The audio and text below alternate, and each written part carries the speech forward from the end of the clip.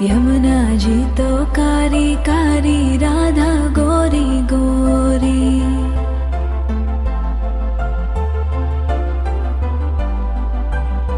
यमुना जी तो कारी कारी, राधा गोरी गोरी। वृंदावन में धूम मचावे, बरसानेरी छोरी। रजधाम राधा जी की राजधानी लागे, राजधानी लागे। मने खारो खारो यमुना जी रो पानी लागे। मने खारो खारो यमुना जी रो पानी लागे।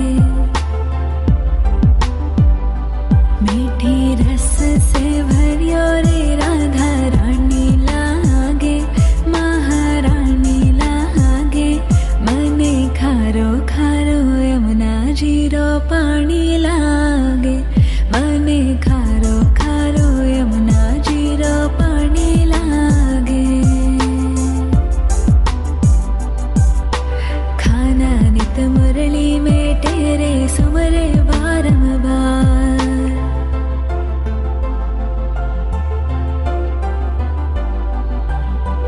खाना नित मुरली में तेरे सुमरे बारंबार। कोटिन रूप धरे मन मोहन तो न पावे पार।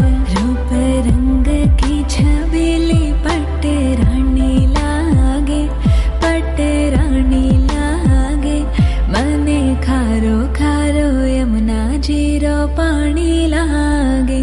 मने खारो खारो यमुना जी रो पानी लागे। मीठी रस से भरियो रे राधा रानी लागे, महारानी लागे। मने खारो खारो यमुना जी रो पानी लागे। मने खारो खारो यमुना जी रो पानी लागे। ना भावे मने माखन मिश्री, अब ना कोई मिठाई।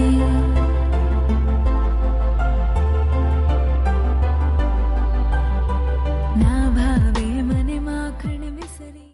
नमस्कार मंडळी, आपल्या भागवताच्या दुसऱ्या दिवसाचं हे दुसरं पुष्प ताईंच्या रसाळवाणीतनं आपण ऐकणार आहोत. परिवारातर्फे आयोजित या आजच्या भागवत सोहळ्याच्या ज्ञानयज्ञ सोहळ्याच्या दुसऱ्या दिवशी आपणा सर्वांचं मी कामिनी अमृतकर शब्दसुमनांनी स्वागत करते.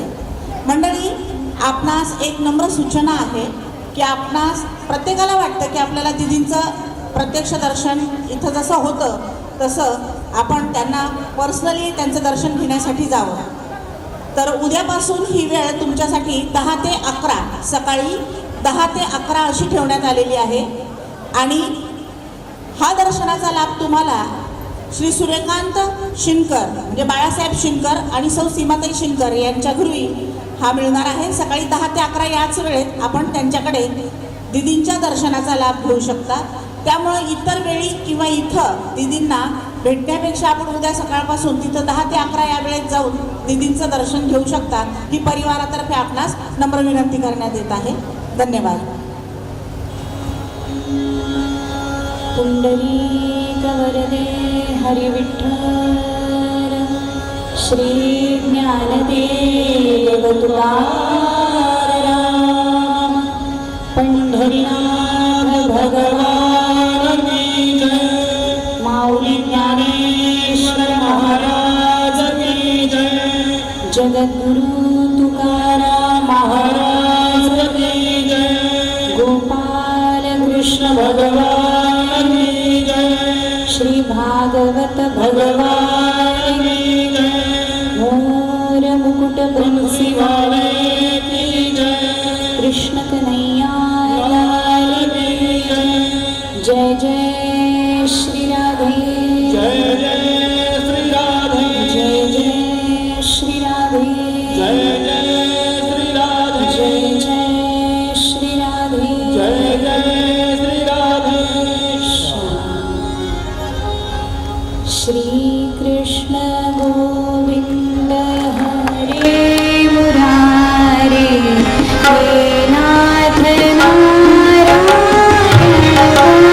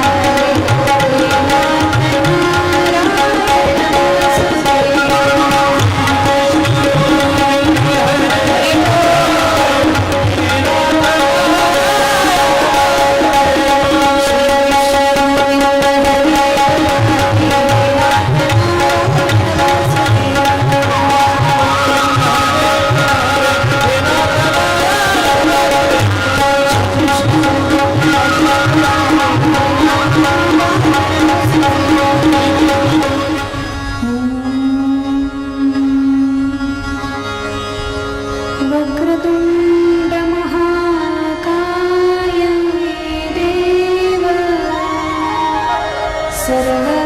सर्वकार्येषु सर्वदा या कुन्ती तुषारहारधवला या शुभ्रवस्त्रावृता या वीणावरदण्डमण्डितकरा या श्वेतपद्मासना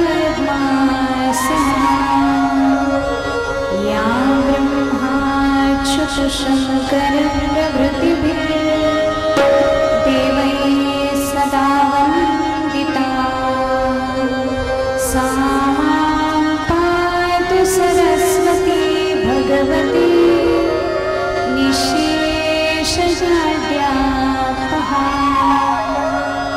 गुरुर्ब्रह्मा गुरुर्विष्णुः गुरुर्देवो महेश्वरः गुरुसाक्षात् परब्रह्म तस्मै श्रीगुरवे नमः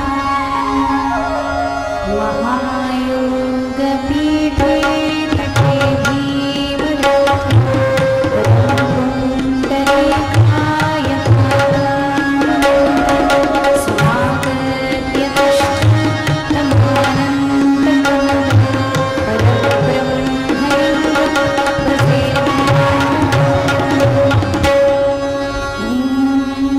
युक्तः प्रविश्य ममवाचमिमां प्रसुप्ताम् सञ्जीवयत्यखिलशक्तिधरस्वधाम्ना अन्यांशहस्तचरणश्रवणत्वगादि प्राणान्नमो भगवते पुरुषाय तुभ्यम् अधरं मधुरं वदनं मधुरं हसितं मधुरं गमनं मधुरं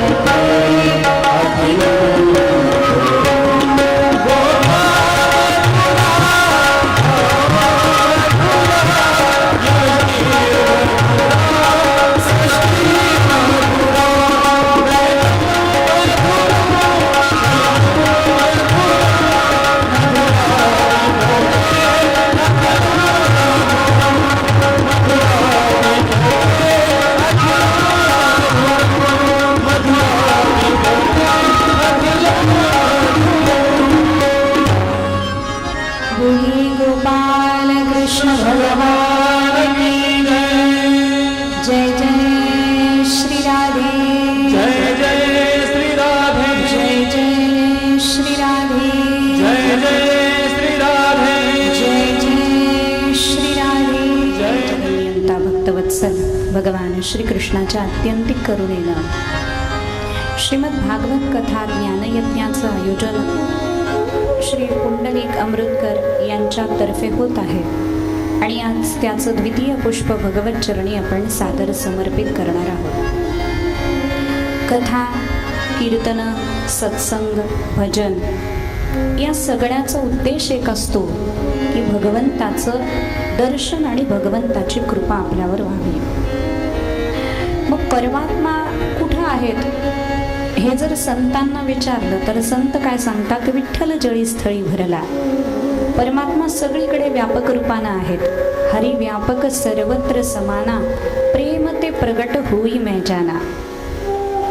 परमात्मा सगळीकडे व्यापक आहे, मग देव दिसत का नाही? बऱ्याच जणांचा प्रश्न असतो, देव दिसत का नाही? तर देव न दिसण्याची शास्त्रकारांनी काही कारणं सांगितलेली आहेत. अतिदूरात, सामिप्यात, इंद्रिय घातात, मनोनवस्थानात, सौक्ष्म्यात, व्यवधानात, समानाभिहाराच. पहिलं कारण आहे अतिदूरात. देव का दिसत नाही? कारण आपल्यावर अज्ञानाचं आवरण आहे. आपल्या चित्तावर अज्ञानाचं आवरण आलेलं आहे आणि अज्ञानी लोकांना देव अतिशय दूर असतो. विशेष दृष्टी संपन्नाला देव दिसतो, अज्ञानी माणसांच्या दृष्टीनं तो खूप दूर आहे. म्हणून अतिदूरात, अतिदूरची वस्तू ही दिसत नाही. साधं उदाहरण आहे ना, 40 गावला बसलोय आणि नाशिकचं काहीतरी बघायचं, दिसेल का? टीव्हीच्या माध्यमातून दिसेल, पण डोळ्यांनी दिसेल का?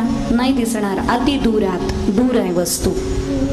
दुसरं कारण सांगितलंय सामिप्यात. अति समीप वस्तू असली म्हणजे मला पुस्तक वाचायचं तर माझा ग्रंथ कुठं आहे? इथं आहे माझ्या समोर.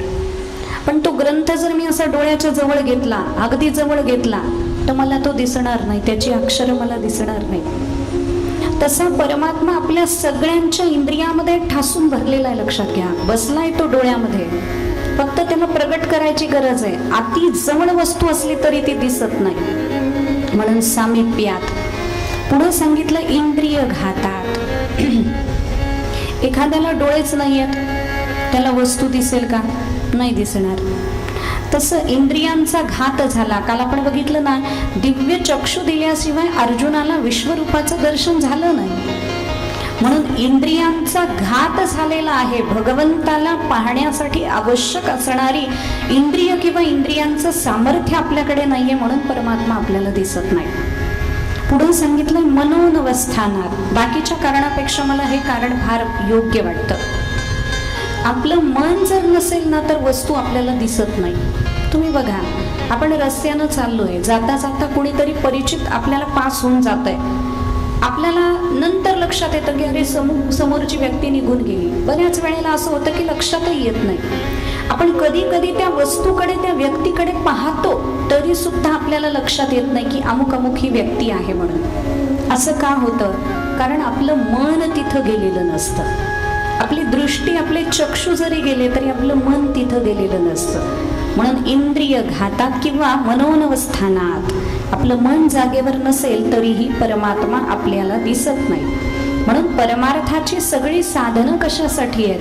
परमार्थाची सगळी साधनं मनाला एकाग्र करण्यासाठी आहेत. एकदा मन एकाग्र झालं की परमात्मा दिसतो. खाली बसून घ्या पटकन. आता पुढे येऊ देऊ नका कुणाला. अत्यंत सूक्ष्म वस्तू असली तरी सुद्धा एखादी वस्तू दिसत नाही. आपण सूर्याचे किरण बघतो, जेव्हा झरोक्यातून सूर्याचे किरण येतात त्याच्यामध्ये छोटे छोटे असे कण उडताना दिसतात. अणू म्हणतात त्याला. ते कण आपल्याला सूर्याच्या प्रकाशाच्या झोतामध्ये दिसतात. आत्ता ते कण नाही आहेत का? आहेत, पण ते दिसत नाही आहेत कारण अतिसूक्ष्म आहे. तसा परमात्मा सूक्ष्मदर्शींना दिसतो.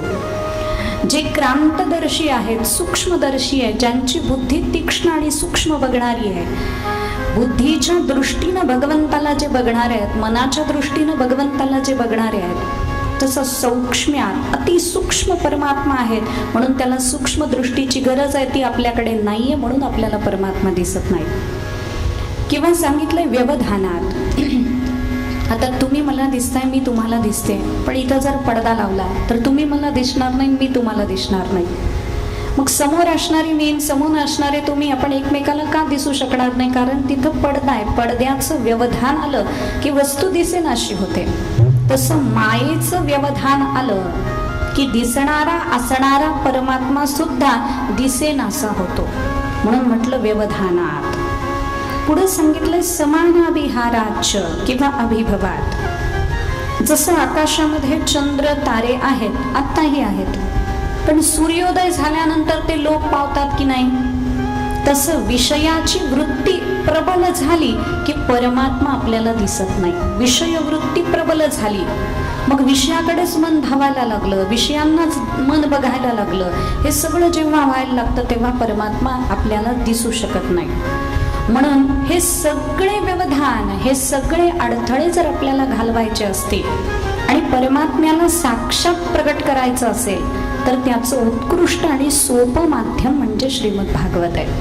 म्हणून आपण श्रीमद भागवताला शरण गेलेलो आहोत आणि काल आपण विचार केला भागवताच्या स्कंद पुराणाअंतर्गत आलेल्या महात्म्याचा. पारमार्थिक दृष्टी प्राप्त व्हायची असेल, पारमार्थिक लीला भगवंताची बघायची असेल तर भागवताचं चिंतन करावं लागतं. जन्मोजन्मीपासून जे दुःख आपल्याला झालंय भगवंताच्या विरहाचं, ते विरह दुःख नष्ट करायचं असेल तरी सुद्धा भागवताचं श्रवण करावं लागतं. आता एक प्रश्न, गोड असा प्रश्न सूत महर्षींना शौनकादी ऋषी विचारतायत. तुम्ही असं म्हणता की भक्तीला उत्पन्न करणारं सोपं साधन, मनाला शुद्ध करणारं सोपं साधन म्हणजे श्रीमद भागवत आहे. तर आम्हाला असं सांगा, कस्मिन युगे प्रवृत्तेयम स्थाने वा केन हेतुना कुतः संचोदितः कृष्ण कृतवान संहिता मुनिः.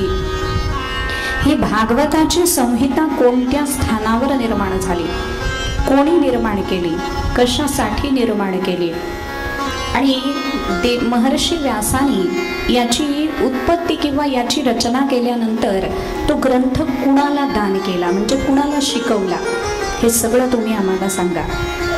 तेव्हा तो प्रश्न ऐकल्यानंतर सूत महर्षी अतिशय आनंदित झाले आणि सूत महर्षी सांगायला लागले, द्वापरे समनु प्राप्ते तृतीये युगपर्यये जातः पराशराद योगी वासव्याम कलया हरेः. महर्षी पराशर आणि सत्यवतीच्या ठिकाणी द्वापर युग तिसऱ्यांदा सुरू असताना व्यासांचा जन्म झाला पराशर ऋषींच्या पासून. मग सत्यवती कोण होती आधी, त्याच्याबद्दलही महाभारताने खूप मोठी चर्चा केली आहे. ती मत्स्यगंधा होती. पराशरांनी तिला पाहिलं आणि तिच्यावर ते आसक्त झाले. पण बघा ना, साधूची वासना सुद्धा उपासना असते. पराशर ऋषी तिच्यावर आसक्त झाले आणि त्या दोघांनी लग्न केलं आणि तिला तिच्यापासून जो पुत्र झाला, व्यास नावाचा पुत्र झाला, त्यांनी पराशर ऋषीने तिला सांगितलं की तू मत्स्यगंधा आहेस, पण जेव्हा तू मला शरण येशील, माझी होशील, तेव्हा तू सत्यवती होशील. म्हणून तिच्या अंगाला येणारा माशाचा दुर्गंध त्यांच्याबरोबर एकत्र आल्यानंतर निघून गेला, लक्षात घ्या. म्हणून ती सत्यवती झाली आणि सत्यवतीच्या ठिकाणीच व्यासांसारखा महात्मा प्रगट होऊ शकतो. पराशरांसारखं अगाध ज्ञान असावं, सत्यवतीसारखी सत्यनिष्ठा असावी, तेव्हा व्यासांसारखा पुत्र जन्माला येतो. म्हणजे कधी कधी साधूची वासना सुद्धा उपासना होते आणि जगाला महात्मा देऊन जाते. तसं व्यासांचा जन्म झाला आणि ते व्यास महर्षी अनेक प्रकारची कृत्य करतायत. म्हणजे काय काय करतायत? व्यासांनी स्वतः म्हटलंय, मी ब्रह्मचर्याचं पालन केलं. 17 पुराणांची व्यासांनी रचना केली. व्यासांची ईश्वरनिष्ठा कशी होती याबद्दल महाभारतामध्ये फार सुंदर वर्णन आलंय. व्यासांनी ग्रंथोपजीवी होणं कसं केलं, व्यास ग्रंथाचं संगोपन कसं करत होते, व्यास आपल्या ग्रंथाची निर्मिती कशी करत होते आणि त्यासाठी ते काय काय नियम पाळत होते, त्याबद्दल महाभारतकारांनी म्हटलंय, तपसा ब्रह्मचर्येण यस्य वेदं सनातनम इतिहासमिमं चक्रे पुण्यम सत्यवती सुतः. व्यास महर्षींनी ब्रह्मचर्याचं अखंड पालन केलं. लक्षात घ्या, गृहस्थी ब्रह्मचारी होऊ शकत नाही असं नाही. धर्म मोक्ष या चतुर्विध पुरुषार्थाला मिळवण्यासाठी जरी गृहस्थाश्रम धारण केला, काम हा सुद्धा पुरुषार्थ आहे, पण तो धर्मा अविरुद्ध असला पाहिजे, धर्माच्या विरुद्ध असता कामा नये. आणि संतानोत्पत्ती जेव्हा सात्विकतेने होते तेव्हा ते सुद्धा ब्रह्मचर्य ठरतं असं धर्मशास्त्राचं मत आहे. म्हणून व्यासांनी अखंड ब्रह्मचर्याचा ध्यास घेतला. जरी ते गृहस्थ होते तरी सुद्धा स्त्री सेवन करताना जे शास्त्रीय नियम आहेत ते सर्व ते पाळत होते. त्यानंतर त्यांनी महाभारताची रचना करायचं ठरवलं. महाभारत सुद्धा असं उगीच साधं वाटलं व्यासांना म्हणून निर्माण नाही झालेलं. त्याच्यासाठी त्यांनी आप्तकाम होणं केलं. व्यासांनी स्वतःच्या इंद्रियांना ताब्यामध्ये ठेवलं. व्यासांनी म्हटलंय की मी ब्रह्ममुहूर्तावर उठून स्नान संध्या उरकून मौन पाळून सगळ्या प्रकारचे नियम आचरण पाळून मग महाभारताची रचना करण्याला प्रवृत्त झालो. आणि व्यासांनी मनामध्ये महाभारताची रचना सुरुवातीला केली. मग ती मनामध्ये रचना झाल्यानंतर ते लिखाणबद्ध होणं गरजेचं होतं. मग कोणी लेखक व्हावं? व्यासांना ब्रह्मदेवाने सांगितलं, तुमचं महाभारत लिहिण्यासाठी योग्य आहे ते गणपती बाप्पा, म्हणून गणेशाचं आवाहन करा. आणि गणेशाचं आवाहन झालं आणि त्या गणेशाच्या आवाहनामध्ये गणपती प्रगट झाले.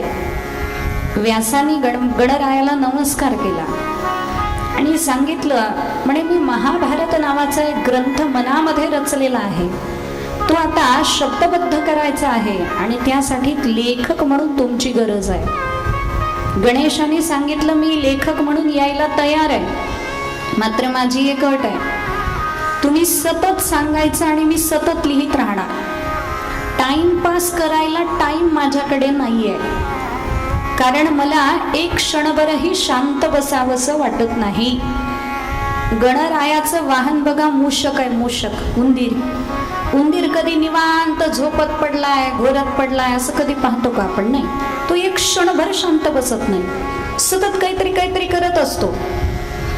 म्हणजे ज्ञानोबरायांनी जे म्हटलंय ना, रिकामा अर्धगडी राहू नको, तो रिकामा कधी राहत नाही, काहीतरी त्याचं चालू असतं. असे जे असतात ते गणरायाला आवडतात, पण एवढंच की त्यांनी चांगलं काम करावं. नाहीतर रिकामा अर्धगडी राहू नको म्हणून सतत कार्यरत राहायचं, पण दुसऱ्याचं वाटोळं कसं होतं याच्यासाठी कार्यरत राहायचं, त्याचा काही उपयोग नाही. म्हणून त्या गणरायांनी त्या मूषकाचा स्वीकार केला. तसं गणपती बाप्पाचा सुद्धा स्वभाव आहे, त्याला शांत बसावंसं वाटत नाही, काहीतरी करावं वाटतं. सध्या त्यांचेच दिवस आहेत आणि गणपती बाप्पा शांत बसलेले नाही आहेत. सुंदर सिनेमाची गाणी ऐकतायत ठिकठिकाणी, अनेक ठिकाणी. आम्ही येताना आत्ता एक बोर्ड पाहिलाय, इथं नाही, रस्त्याने मी सहज दृष्टी केली तर लिहिलं होतं, गणेश उत्सवानिमित्त भव्य तमाशा. कसं म्हणजे कशासाठी गणपती बसवलं जातंय, काय त्या गणपती बसवण्याचा उद्देश आहे? आपण देवाची अवहेलना करतोय का आपण देवाचं पूजन करतोय याचा विचार केला पाहिजे. म्हणून गणरायाच्या समोर आपला आद्य परमेश्वर परमात्मा आहे, तो प्रथम पूज्य आहे तो, म्हणून त्याचे सगळे पावित्र्याचे क्षण आपल्याला जोपासता आले पाहिजेत, त्याचं पावित्र्य राखता आलं पाहिजे, त्याचा मान सन्मान राखता आला पाहिजे. मग गणरायांनी सांगितलं, मी शांत बसणार नाही, तुम्हाला सतत सांगावं लागेल, मी सतत लिहित राहीन. व्यासाने सांगितलं, हरकत नाही, पण माझी एक अट आहे, मी सुद्धा जे सांगेन ते गणराया तुम्हाला सगळं समजल्याशिवाय तुम्ही लिहायचं नाही. नाहीतर उगीच मी सांगतोय, तुम्ही लिहून घेताय, त्या शब्दाचा अर्थच तुम्हाला कळत नसेल तर तुम्ही लिहायचं नाही म्हणे, अर्थ समजल्यावरच लिहायचं. गणरायाने सांगितलं, विद्येची अधिष्ठात्री देवता आहे म्हणे मी, मला काय झालंय न कळायला. मग व्यासांचं म्हणणं ऐकून गणराया लिहायला बसले आणि गणपती बाप्पा लिहायला बसल्यानंतर व्यास सांगायचे, 99 श्लोक झाले की 100वा श्लोक अतिशय कूट श्लोक टाकायचे आणि तो कूट श्लोक टाकला की गणपतीला वाटायचं अरे हे कसं काय लिहिलं, असं कसं काय म्हणलं, याचा विचार करावा लागेल. ते अर्थ समजला नाही की गणपती बाप्पा विचार करत बसायचे आणि गणराज विचार करत बसले. तोपर्यंत व्यासांनी जेवण करून यावं, तोपर्यंत देहधर्म उरकून यावे, सगळं करून यावं. आणि आल्यानंतर येऊन बसल्यानंतर गणरायाला विचारावं जे सांगितलं गेलंय ते समजलंय का. गणरायाने सांगावं नाही, तुम्ही असं नाही म्हणायला पाहिजे होतं. मग व्यासांनी त्या श्लोकाचा अर्थ गणरायाला समजावून दाखवावा आणि मग तो अर्थ समजल्यानंतर तो त्यांनी शब्दबद्ध करावा. असं महाभारत लिहायला गणपतीला 3 वर्ष लागले असं महाभारतकारांनी वर्णन केलंय. 3 वर्ष अखंड लिखाण चालू आहे आणि असा महाभारत नावाचा ग्रंथ प्रगटला. म्हणजे तपानं, ब्रह्मचर्यानं, अग्निहोत्रादी कर्मानी प्रगटलेला, अतिशय निष्ठा संपन्नतेनं प्रगटलेला महाभारत हा ग्रंथ आहे, लक्षात घ्या. म्हणून तो साधा नाहीये. मग व्यासांनी काय केलं, सत्यवतीच्या ठिकाणी जन्म घेतला आणि त्यांना एके दिवशी बद्रीनाथ धाम मध्ये गेल्यानंतर केशव प्रयाग नावाच्या स्थानावर कलीचं दर्शन झालं, कलियुगाचं दर्शन झालं. व्यासांनी पाहिलं कलियुग त्यांच्या डोळ्यासमोर दिसायला लागलं आणि भविष्यामध्ये कलियुगात काय काय होणार आहे ते सगळं त्यांच्या दृष्टीला दिसायला लागलं. म्हणे काय होणार आहे भविष्यात कलियुगामध्ये, परिस्थिती भयानक असणार आहे. म्हणे वासनासक्त लोक होणार आहेत, भावा बहिणीचं सुद्धा लग्न लागणार आहे, असत्याचा प्रादुर्भाव जिकडं तिकडं होणार आहे, दुष्काळ पडणार आहे, इतके दुष्काळ पडणार आहे म्हणे की माणसं माणसाला खायला लागतील, अशी परिस्थिती कलियुगामध्ये येणार आहे. ज्याच्याकडे पैसा आहे त्यालाच मान्यता दिली जाईल, धर्मकार्यामध्ये पाखंडी लोकांचं वर्चस्व येईल, विविध प्रकारचे रोग पसरतील आणि म्हणे सौभाग्यवती विभूषण विहीन होतील, आभूषण धारण करणार नाहीत आणि मात्र ज्या सौभाग्यवती नाही आहेत त्या आभूषणांनी युक्त होताना कलियुगामध्ये दिसतील. अशी परिस्थिती कलियुगामध्ये येणार आहे. धर्माचं ज्ञान लोकांना राहणार नाही, शौचाचं, पवित्रतेचं, शुद्धतेचं हे ज्ञान लोकांना राहणार नाही, अशी अवस्था निर्माण होईल म्हणे. मग हे सगळं व्यासांनी पाहिलं आणि व्यासांना वाटलं याच्यासाठी आपण काहीतरी करायला हवं, कारण जगाच्या कल्याणा संतांच्या विभूती, जगाच्या कल्याणासाठी संत अवताराला येत असतात आणि मग ते कलियुगाचं भयानक दृश्य पाहून व्यासांचं मन अतिशय उद्विग्न झालं, असमाधानी झालं, काहीतरी आपण करावं असं वाटायला लागलं. मन अशांत होतं ना तेव्हा त्याला शांत करण्यासाठी काही उपाय शास्त्रानं सांगितलेले आहे. कधी कधी बघा सकाळी उठल्यानंतर उगीच वाईट वाटतं, काहीच झालेलं नसतं, घरात कोणी काही बोललेलं नसतं, काही नसतं, पण उगीच आपल्या मनाला एक नैराश्य प्राप्त होतं. हा नकारात्मक विचारांचा प्रभाव असू शकतो, नकारात्मक शक्तींचा सुद्धा प्रभाव असू शकतो. मग अशा वेळेस काय करायचं, गंगेचं पाणी घरामध्ये असेल ना तर गंगेचं पाणी आपल्या घरामध्ये सगळीकडे सिंचन करायचं, त्याच्यामध्ये तुळशीची पानं टाकायची, भगवंताचं नाव घेत घरामध्ये सिंचन करायचं. नकारात्मक शक्ती असल्या तर त्या जातील आणि नकारात्मक विचार मनामध्ये येत असतील तर त्याच्यासाठी एकच उपाय आहे, भगवंताचं नामस्मरण. आणि सगळ्यात सुंदर उपाय आणि सोपा उपाय आहे. ज्यांना फार नकारात्मकतेचा त्रास होतो, आजच्या भाषेत ज्याला डिप्रेशनचा त्रास होतो, त्यांनी हनुमानजीची उपासना करावी. बजरंग बाण आणि हनुमान चालीसा हे 2 असे रामबाण उपाय आहेत की मारुती राया लगेच मनाचे सगळी नकारात्मकता घालून टाकतात. लक्षात, नकारात्मक विचार आले की माणूस अस्वस्थ होतो. मग शांती मनाला मिळावी यासाठी काय काय शास्त्रानं उपाय सांगितले. आणि शास्त्रानं सांगितलं, एकांत वासौ लघुभोजनादौ मौनम निराशा करणावरोधः मुनेरसो संयमनम षडैते चित्तप्रसादम जनयंती शीघ्रम. शीघ्र म्हणजे पटकन, चित्तप्रसादम म्हणजे मनाचा प्रसाद किंवा मनाची प्रसन्नता ही प्राप्त होते. कशामुळे प्राप्त होते? पहिली गोष्ट एकांतवास. एकांतवास म्हणजे थोडा वेळ तरी आपण एकटं राहायला शिकलं पाहिजे. लोकांना एकटं राहायचं म्हणजे इतकी भीती वाटते. घरातलं कोणी जर नसेल ना, घरामध्ये कोणी जर बाहेर गेले असतील सगळेजण, तर लगेच शेजारणीला बोलवलं जातं. अगं घरात कोणीच नाहीये, मला कसं तरीच होतंय, बसा ना देवासमोर, बसा ना शास्त्राच्या समोर. अहो बघा एकांतवासाचं सुख किती मोठं आहे. दुसरी आली की तिचे विचार आपल्यामध्ये येत आहेत. जेव्हा एखादा माणूस घरामध्ये येते आणि ते दुष्ट असेल तर दुष्ट विचार घेऊन येत आहे, ते चांगलं असेल तर सद्विचार घेऊन येत आहे. म्हणून माणूस एकटा येत नसतो, हडामांसाचा पुतळा येत नसतो, त्याचे विचार त्याचे संस्कार घेऊन तो येत असतो आपल्या घरामध्ये. म्हणून एकांतवास, मनाला उद्विग्नता निर्माण झाली, शास्त्र वाचावं आणि भगवंतासमोर एकांतामध्ये बसावं. पुढे सांगितलंय मनाला शांती पाहिजे असेल तर अल्प भोजन करावं. हा सुद्धा मनाला शांती देणारा उपाय आहे. तुम्ही म्हणाल भोजनाचा आणि मनाला शांतीचा काय संबंध आहे? खूप मोठा संबंध आहे. कारण अन्नाच्या सूक्ष्मातिसूक्ष्म भागाचंच मन बनत असतं, लक्षात घ्या. स्थूल भागाची विष्ठा बनते, त्याच्यापेक्षा सूक्ष्म भागाचं रक्त वगैरे बनतं आणि सूक्ष्मातिसूक्ष्म भागाचं मन बनतं. म्हणून अन्न कुणाच्या घरचं खावं, कसं खावं, किती खावं, याला सुद्धा काही मर्यादा आहे. किती खावं ते मागच्या वर्षी मी सांगितलं आणि सगळ्यांच्या लक्षात आहे. हे मला पूर्ण खात्री आहे, इतकी खात्री आहे मला की यातल्या कुणालाही इथं बसवलं तरी कथा सांगता येईल. एवढं तुम्ही सुंदर ऐकलेलं आहे, त्यामुळे मला त्याच्यात काही संशय वाटत नाही. म्हणून अल्प भोजन. आणखी काय मनाला शांती देणारं? मनाला शांती देणारं आहे मौन. म्हणून साधकाचा जीवनामधला काही वेळ मौनासाठी असावा. काय काय करावं, कशी दिनचर्या असावी, याचा शास्त्राने काही नियम सांगितला. भागवताच्या दशमस्कंदामध्ये भगवान श्रीकृष्णाची दिनचर्या सांगितली. त्या दिनचर्येमध्ये म्हटलं भगवान ब्रह्ममुहूर्तावर उठत होते.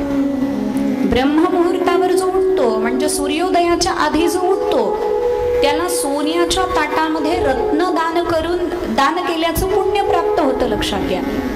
आणि असं एक वाक्य येतं की एखादा ब्रह्ममुहूर्तावर उठत असेल तर लक्ष्मी त्याच्या जवळ राहते आणि ब्रह्ममुहूर्ती न उठणारा, सूर्योदयानंतर उठणारा विष्णू जरी असेल तरी लक्ष्मी त्याला सोडून निघून जाते, असंही धर्मशास्त्र सांगतं. म्हणून दिनचर्येमध्ये काही आपले नियम असले पाहिजेत. थोडा वेळ हा आपला शास्त्र पठणासाठी असला पाहिजे. मग कोणतंही स्तोत्र घ्या तुम्ही, एखादं भगवंताची पूजा करतोय आपण किंवा घरातलं दुसरं कोणी पूजा करतंय तर निदान भगवंतासमोर जाऊन ते स्तोत्र वाचण्यापुरतं तरी आपण तिथं जावं. थोडा वेळ आपल्याला स्तोत्र पठणासाठी असावा, देवासाठी दिलेला. जप करावा थोडा वेळ.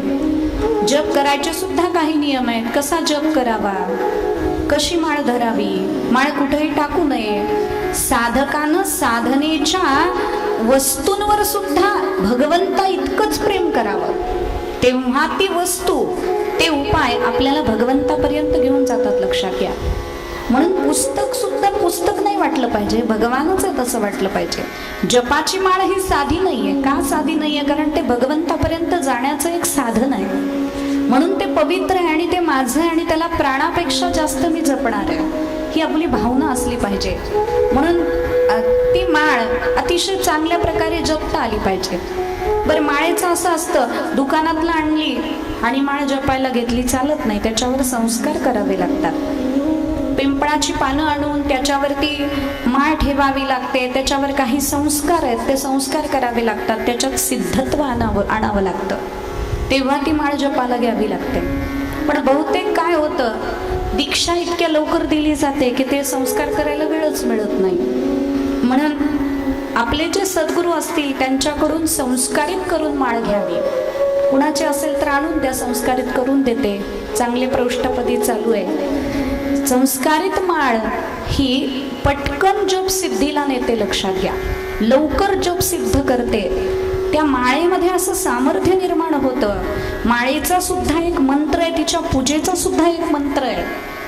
पूजा करताना जशी आपण भगवंताची करतो तशीच तिची पहिल्यांदा सिद्ध करताना पूजा करावी लागते. तिला दही दुधाने अंघोळ घालावी लागते, तिच्यावर गंगेचं जल शिंपडावं लागतं वर्णांचा उच्चार करावा लागतो, माळेचे मंत्र म्हणावे लागतात, तेव्हा त्या माळेमध्ये सामर्थ्य येतं. कारण ते लाकूड जे आलेलं आहे ते कुठल्या संस्कारातनं आलेलं आहे, कसं आलेलं आहे.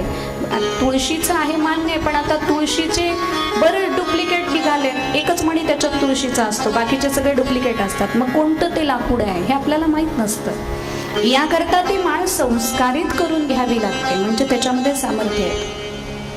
म्हणून जपाचा काही वेळ असला पाहिजे, काही स्वाध्यायाचा वेळ आपल्याकडे असला पाहिजे. एखादं हरिपाठ घेतलाय समजा आपण वाचायला, हरिपाठ घेतल्यानंतर आपण त्यातला एखादा अभंग काढून घेतला, पहिल्या अभंगापासून सुरुवात केली, 28 अभंगापर्यंत आपल्याला जायचं आहे, तर एक एक अभंगाचं चिंतन झालं पाहिजे. ज्ञानोबरायांनी असं का म्हणलं असेल, देवाची द्वारी उभा क्षणभरी तेणे मुक्तिचारी साधी येल्या. हरिमुखे म्हणा पुण्याची गणना कोण करी. मग पुण्य कसं असतं, पुण्याची गणना का करता येत नाही, एवढं हरिनामाचं सामर्थ्य आहे का, ते कसं आहे, का ज्ञानोबरायांनी असं म्हटलं, या सगळ्याचा विचार करणं याला स्वाध्याय म्हणतात शास्त्राचा. म्हणून थोडा वेळ स्वाध्याय करायचा, थोडा वेळ पाठ करायचा, थोडा वेळ जप करायचा, मुक्तकंठानं देवासाठी स्तोत्र गायची. आणि मनाला शांती देणारं आणखी एक साधन जे इथं वर्णन केलं ते म्हणजे मौन. थोडा वेळ मौन ठेवायचं. आणि फारच आपलं तोंड गप्पच बसत नसेल, सारखं बोलतच राहावं वाटत असेल, तर मग देवाशी बोलावं. कोण नाही म्हणतंय, तो ऐकून घेतो, काही बोला तो ऐकून घेतो. बघा तुम्ही प्रयोग करून घरामध्ये, कधी देवानं प्रत्युत्तर दिलंय का? नवऱ्याला काही म्हणलं तर तो प्रत्युत्तर देणार आहे, देवाला काही म्हणल्यावर देईल का? नाही देईल, पण एक दिवस देईल, आता लगेच नाही देणार. मग जसं बोललोय तसं देईल. प्रेमानं बोललो असेल तर त्याचंही प्रत्युत्तर मिळेल, आणि त्याच्यावर दाब दिला असेल तर त्याचंही प्रत्युत्तर मिळेल. पण देवाला दिलेला दाब सुद्धा देवाला आवडतो, फार आवडतो. म्हणून मौन थोडा वेळ ठेवावं, म्हणजे मनाला शांतता लागते. आणखी शास्त्रकार म्हणतात, निराशा म्हणजे कोणाचीही आशा नाही ठेवली की मनाला शांतता लागते. आशाच माणसाला दुःख देते. आपल्याला अपेक्षा असते, या माणसाने अमुक करावं, त्या माणसाने तसं करावं, ती प्राप्त नाही झालं किंवा त्यानं तसं नाही केलं की आपल्याला दुःख होतं. आपल्या अपेक्षेप्रमाणे वागणारे सगळे आपले गुलाम नाहीये, आपण तरी त्यांच्या अपेक्षेप्रमाणे कुठं वागतो. म्हणून याकरता आपण कोणाकडूनही आशा ठेवायचीच नाही, असा साधकांनी नियम बाळगायचा, लक्षात घ्या. आणि आशा बाळगायचीच असेल तर कुणाशी बाळगायची? म्हणे आशा एक रामजी से दुजी आशा छोड दे, नाता एक रामजी से दूजा नाता तोड दे.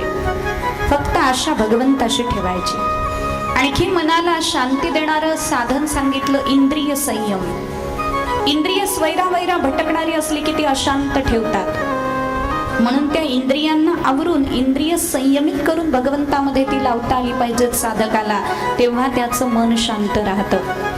प्राणायामानं सुद्धा मन शांत राहतं. म्हणून 6 साधनं मन शांती किंवा मनशांती, चित्तप्रसाद प्राप्त होण्यासाठी धर्मशास्त्राने आपल्याला सांगितली. मग व्यासांचं चित्त आज उद्विग्न आहे, व्यासांना काय करावं ते समजत नाहीये. आणि व्यास जेव्हा उद्विग्न चित्तानं सरस्वती नदीच्या काठावर बसलेले आहेत, त्यांना असं वाटतंय मी अग्निहोत्रादी कर्म केली, ब्रह्मचर्याचं पालन केलं, 17 पुराणांची रचना केली, ब्रह्मसूत्रासारखा ग्रंथ लिहिला, महाभारतासारखा इतिहास लिहिला, तरी सुद्धा माझं मन अशांत का? म्हणून ते विचार करायला लागले. आपण समस्येकडे जेव्हा बघतो ना, तेव्हा समस्या म्हणून बघतो, म्हणून आपल्याला चिंता लागते. आणि साधू समस्येकडे तपस्या म्हणून बघतो, म्हणून त्याचं चिंतन होतं. लक्षात घ्या, एखादी समस्या आहे आपल्या घरामध्ये, काहीतरी समस्या आहे, कोणीतरी आपल्याशी चांगलंच वागत नाहीये. मग चांगलं वागत नाहीये तर काय करावं? त्याला सुधरवू शकत नाही आपण, कारण तो सुधारण्याच्या पलीकडे गेलेला आहे समजा. मग ती समस्या आहे ना, ती समस्या नाही आपल्यासाठी आलेली, ती तपस्या आहे. का तपस्या आपल्यासाठी आलेली? कारण भगवंताला हे दाखवायचंय, माझ्याशिवाय तुझं जगात कोणी नाहीये. तू कुणावरही प्रेम करशील ना तर ते तुला उलट वागतील, तुझ्या उलट वागतील. पण माझ्यावर प्रेम करशील ना, मी आयुष्यभर तुझा राहील, जन्मोजन्मी मी तुझा आहेच, पण तुझाच राहील, हे भगवान आपल्याला दाखवतात. म्हणून समस्येकडे समस्या म्हणून नाही बघायचं, समस्येकडे तपस्या म्हणून बघायचं. आणि तपस्या म्हणून बघितलं की मग त्याचं चिंतन सुरू होतं. समस्या म्हणून बघितलं की चिंता लागते, मग ह्याने असंच का केलं, त्याने तसंच का केलं, असं मनाला उद्विग्नता निर्माण होते. मग व्यास मनामध्ये चिंतन करायला लागले की आपलं काय कुठं कमतरता राहिली, ती कमतरता आपल्याला शोधायची आणि आपल्याला पूर्णत्वाकडे जायचंय. कुणीतरी असं भेटावं जे आपलं कमतरता दाखवणारं असावं. सगळेच जर आपलं कौतुक करायला लागले ना, आपली प्रगती खुंटत जाते, लक्षात घ्या. म्हणून आपल्या चुका सांगणारच कोणी असेल तर भगवंताचे आभार मानावेत. तेव्हा माझ्या चुका मला सांगितल्या जात आहेत, मला त्या कळतायत, मग मी त्या सुधारू शकेन. मग तसं व्यास महर्षी चिंतन करायला लागले आणि चिंतन करता करता अस्वस्थ मनानं बसलेले आहेत. काय करावं मी, कसं करावं असं त्यांना वाटायला लागलं. आणि तेवढ्यात नारदजींचं आगमन झालं. नारद महर्षी कसे आहेत? विरक्तानां शिरोमणी सदा श्रीकृष्ण दासानां अग्रणीर योग भास्करः अहो नारद धन्योसी. पहिलं नारदांना विशेषण दिले धन्य. नारद धन्य आहेत. नारद धन्य काय? कारण त्यांचा प्रत्येक क्षण भगवंताचा आहे म्हणून ते धन्य आहेत. विरक्तानां शिरोमणी, विरक्त माणसांचे, विरक्त साधकांचे शिरोमणी आहेत नारद महर्षी. विरक्तानां शिरोमणी सदा श्रीकृष्ण दासानां अग्रणीर, सर्वदा श्रीकृष्ण दासांमध्ये अग्रणी म्हणजे सर्वोच्च स्थान प्राप्त करणारे नारदजी आहेत. आणि योग भास्कर म्हणजे भक्ती योगाचे आचार्य आहेत. सूर्य जसा तळपतो ज्ञानानं प्रकाशानं, तसं नारदांचं ज्ञान सूर्यासारखं तळपणारं आहे म्हणून नारद धन्य आहे. आणि नारदजी आल्याबरोबर व्यासाने नमस्कार केला. व्यास भगवंताचा अवतार आहे आणि नारद ब्रह्मदेवाचे मानसपुत्र आहेत. लक्षात घ्या, भगवंताचा अवतार असून सुद्धा व्यासांनी नारदांना साष्टांग नमस्कार केला. त्याचं कारण असं आहे, आज व्यासांना आपली अपूर्णता कुठं आहे हे समजत नाहीये आणि नारद ती अपूर्णता आता पूर्णत्वाकडे नेणार आहे. म्हणून समोरच्या माणसाकडे कसं विनम्र व्हावं भगवान असलं तरी हे व्यासांनी दाखवून दिलं. आणि नमस्कार केल्यानंतर नारदांनी विचारलं व्यासांना, म्हणे तुम्हाला काय झालंय? पाराशर्य महाभाग भवतः कच्चिदात्मना परितुष्यति शारीर आत्मा मानस एववा. हे पराशरजी म्हणजे पाराशर म्हणजे पराशरांचे पुत्र व्यास, पाराशर्य महाभाग, तुम्ही महाभाग्यवान आहात. भवतः कच्चिदात्मना, तुमच्या अंतःकरणाला काही झालेलं आहे का? तुमचं शरीर स्वस्थ आहे ना? तुमचं मन स्वस्थ आहे ना? तुम्हाला काय होतंय? कारण तुमच्या चेहऱ्यावर असं दिसतंय की तुम्हाला काहीतरी होतंय. एकतर तुमच्या मनाला काहीतरी खिन्नता प्राप्त झाली आहे किंवा तुमच्या शरीराला काहीतरी व्याधी होते. तेव्हा व्यासाने सांगितलं, तुम्ही बरोबर सांगताय. अस्तेव मे सर्वमिदं त्वयोक्तं तथापि नात्मा परितुष्यते मे. मी सगळं काही केलं धर्मशास्त्रानुसार. ब्रह्मचर्यानं काय, ब्रह्मचारी आश्रमामध्ये काय करावं ते मी केलं, गृहस्थाश्रमामध्ये काय करावं ते मी केलं, जगाच्या उद्धारासाठी शास्त्राची रचना सुद्धा मी केली. पण माझ्या अंतःकरणाला कसली तरी अपूर्णता जाणवते. कुठंतरी काहीतरी अपूर्ण आहे असं मला वाटतंय. त्यासाठी मी काय करावं? तेव्हा नारद महर्षी बोलायला लागले, घाबरू नका. तुमच्यासाठी, तुम्हाला जे योग्य आहे ते सांगण्यासाठीच मी आलेलो आहे. यथा धर्मादयश्चार्था मुनिवर्यानुकीर्तिताः न तथा वासुदेवस्य महिमा ह्यनुवर्णितः. ज्या प्रकारे तुम्ही धर्म अर्थ काम मोक्ष या चतुर्विध पुरुषार्थाचं वर्णन केलं अनेक ग्रंथामध्ये, तसं तुम्ही भगवान वासुदेवाची महिमा गायली नाही. म्हणून तुमच्या अंतःकरणाला शांती लाभत नाही. जोपर्यंत तुम्ही भगवंताचं गुणवर्णन करणार नाही तोपर्यंत तुमचं अंतःकरण शांत होणार नाही. एखादी वाणी असते म्हणे, ती वाणी अस्पष्ट बोलणारी असते, अशुद्ध बोलणारी असते, व्याकरणाचा अभ्यास तिला नसतो. पण ती भगवंताचं गुणवर्णन करत असेल तर ती भगवंताला अधिक आवडते. या उलट एखादी वाणी आहे व्याकरणाने युक्त आहे, शब्दसंचय आहे, रूपक दृष्टांत सिद्धांत हे चांगले मांडता येतात, पण भगवंताचं गुणवर्णनच त्या वाणीला जमत नसेल तर ती वाणी भगवंताला प्रिय होत नाही. एकदा असं झालं म्हणे, रामेश्वर भट्ट जे होते त्यांना तुकोबारायांनी गाथा संपूर्ण झाल्यानंतर त्यांच्या हातामध्ये दिला आणि सांगितलं याच्यामध्ये काही जर दुरुस्ती असेल तर तेवढी करून आणा. ते म्हणाले ठीक आहे. आता तुकोबारायांनी आपल्याकडे गाथा दिला आणि दुरुस्ती करायला दिल्या, किती आनंद झाला असेल त्यांना. मग त्यांनी सांगितलं मी उद्या आणून देतो म्हणे, तुम्हाला यातल्या चुका बघतो आणि आणून देतो. देवाच्या चुका काढणारे कमी आहेत असं समजू नका. एक मनुष्य गेला होता चुका काढायला देवाच्या. म्हणे काय एवढं मोठं आंब्याचं झाड आणि त्याला एवढे एवढे आंबे लागतात म्हणे, ते भोपळावर पाहिजे होता म्हणे आंब्याच्या झाडाला, म्हणजे किती बरं झालं असतं. एवढीशी वेल म्हणे ती आणि त्याला एवढा मोठा डांगर लागतो म्हणे. देवाला काही कळतच नाही देवाच्या चुका काढू म्हणून त्याने एक डायरी घेतली, पेन घेतली आणि ते चुका काढत काढत निघाला. चुका काढत निघाल्यानंतर त्याला बसायला आंब्याचं झाड मिळालं. खाली बसला तो आणि तेवढ्यात त्याच्या डोक्यात आंबा पडला. त्यानं लगेच चक्कर आल्यानंतर विचार केला की बरं झालं इथं आंबा होता, भोपळा असता तर काय झालं असतं. म्हणून देवाच्या चुका काढायच्या नसतात, कारण भगवंताची रचना निर्दृष्ट रचना आहे, त्याच्यामध्ये एकही दोष नाही, लक्षात घ्या. मग तसंच रामेश्वर भट्टांना जेव्हा गाथा मिळाला त्यांनी विचार केला याच्यातल्या चुका काढू म्हणे आपण. मग गेले आणि सांडायला लागले गाथा. त्याच्यामध्ये एक अभंग होता, मुख मलिन उभा आनंदाने. भगवान श्रीकृष्णाचं वर्णन होतं, मुख मळलेलं आहे, धुळीनं मळलेलं आहे, माखन खाऊन त्याला पुन्हा धूळ चिकटलेली आहे. उभा आनंदानं, परमात्मा आनंदाने उभे.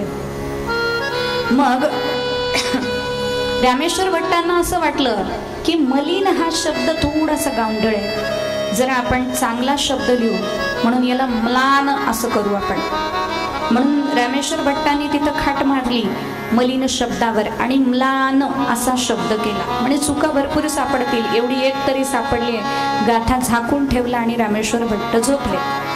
रामेश्वर भट्टांना झोप लागली, तिकडं तुकोबाराय शांत झोपलेले होते, पण परमात्मा पंढरीनाथाला मात्र झोप येईना. परमात्मा इकडं तिकडं फेऱ्या घालायला लागले आणि फेऱ्या घालता घालता घालता रामेश्वर भट्टांकडे रात्री प्रगटच झाले. असे प्रगट झाले, दोन्ही हात कमरेवर आणि एक पाय रामेश्वर भट्टाच्या छातीवर. आणि छातीवर ठेवल्यानंतर त्यांनी एकदम दचकून बघितलं तर भगवान समोर.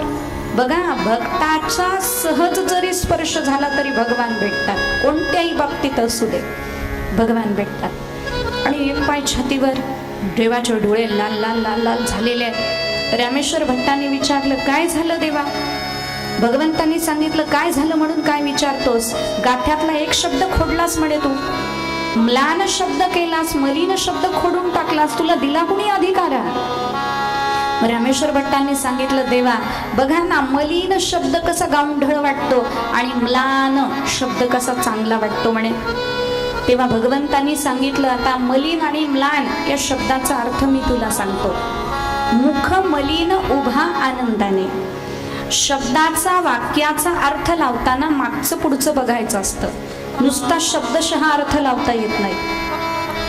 मलिन मुख असणारा म्हणजे ज्याचं मुख मळलेलं आहे असं लहान मूल आनंदानं उभं राहू शकतं की नाही, राहू शकतं. मोठ्या माणसाला चिंता पडते की आता आपलं चेहरा घाण झालेला आहे ना, आपला फोटो कोणी काढला तर टेन्शन आपल्याला आहे, त्याला काय टेन्शन आहे, त्याला टेन्शन नसतं. म्हणून मुख मलिन, एखाद्याचं मुख मलिन आहे लहान बाळाचं पण तो आनंदानं उभा राहू शकतो. पण म्लान याचा अर्थ काय होतो, जो उदास आहे, जो अतिशय थकून गेलेला आहे किंवा ज्याला दुःख झालेलं आहे, ज्याला काहीतरी शोक झालेला आहे, याला म्लान म्हणतात. मग शोक झालेला आनंदाने उभा राहू शकतो का, नाही उभा राहू शकत. बाळ रडत असेल तर ते रडतच असणार आहे, ते पाय आपटत असेल तर ते पाय आपटत असणार आहे. आणि मुख मात्र मलिन असेल तर ते आनंदानं उभं राहू शकतं, याच्यात काही संशय नाही. भगवंतांनी सांगितलं मी होतो तिथं, मी कसा उभा होतो मला माहिती आहे. माझं मुख सगळं माखनाने बरबटलं होतं, त्याला धूळ लागलेली होती, तरी सुद्धा मी गवळणींना हसत उभा आनंदाने उभा होतो. म्हणून मलिन हा शब्दच बरोबर आहे, म्लान हा शब्द खोडून टाक म्हणे.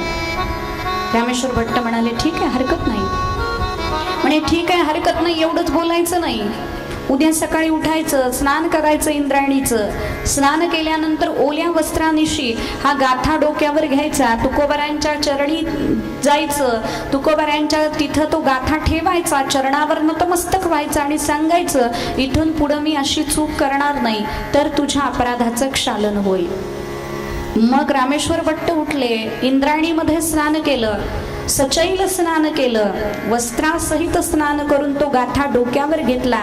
श्री तुकारामा, श्री तुकारामा असं म्हणत म्हणत म्हणत रामेश्वर भट्ट निघाले. तुकोबारायांच्या चरणाजवळ आले, गाथा एका चौरंगावर ठेवला, तुकोबारायांच्या चरणी नतमस्तक झाले, साष्टांग दंडवत घातलं. तुकोबारायांनी विचारलं, काय झालं, गाथ्यातल्या चुका समजल्या का? तेव्हा रामेश्वर भट्टांनी उत्तर दिलं, महाराज तुमच्या गाथ्यातला एक शब्द काढला तर भगवंताला अस्वस्थता निर्माण होते, असा तुमच्या गाथ्याचा अधिकार आहे, म्हणून तुमच्या गाथ्याची चूक काढणारा जगात कोणी निर्माण होऊ शकत नाही म्हणे. आणि हे जेव्हा सांगितलं तुकोबारायांना खूप आनंद झाला. म्हणे हे जरी शब्द माझे आहेत असं वाटत असलं तरी हे शब्द माझे नाहीच आहेत, हे भगवंताचे शब्द आहेत. तोच बोलविता धनी आहे, तो बोलवतोय म्हणून आम्ही बोलतोय. मला सांगायचं काय, एखादे शब्द वाटायला पंडिताला गांढळासारखे वाटतील, पण ते शब्द योजताना संतांनी ते तितक्या भावनेनं योजलेले असतात. एखादी वाणी अशुद्ध असली तरी ती देवाला आवडते, आणि एखादी शुद्ध वाणी भगवंताचं नाव न घेणारी असली तर ती भगवंताला आवडत नाही. म्हणून नारदांनी व्यासांना सांगितलं, तुम्ही भगवंताचं वर्णन करणारा असा एखादा ग्रंथ लिहा. मग व्यास महर्षी बोलायला लागले, मलाही असं वाटतंय की आपण भगवंताचं गुणवर्णन करणारा एखादा ग्रंथ लिहावा, पण मला सांगा की तो ग्रंथ कसा असावा. तेव्हा नारदजी बोलायला लागले, तो भक्तिप्रधान ग्रंथ असावा, कारण कलौ भक्ती ही, कलौ भक्ती ही कलियुगामध्ये केवळ उद्धरून नेणारी भक्तीच आहे, लक्षात घ्या. म्हणून त्या भक्तीच्या जोरावरच परमात्मा सहज आपल्याला प्राप्त होऊ शकतात. याकरता भगवंताचं गुणवर्णन करणारं असं एखादं शास्त्र तुम्ही लिहा. नारदांचं ते ऐकलं आणि व्यास तयार झाले. नारदजी बोलायला लागले, भगवंताची भक्ती आणि भगवंताचं चरित्र, भगवंताची कथा जीवनामध्ये किती अपार बदल घडवून आणते, यासाठी माझंच चरित्र मी तुम्हाला सांगतो. नारद दासीपुत्र होते, इथलं चरित्र आपल्याला माहिती आहे, ते आपण श्रवणही केलेलं आहे.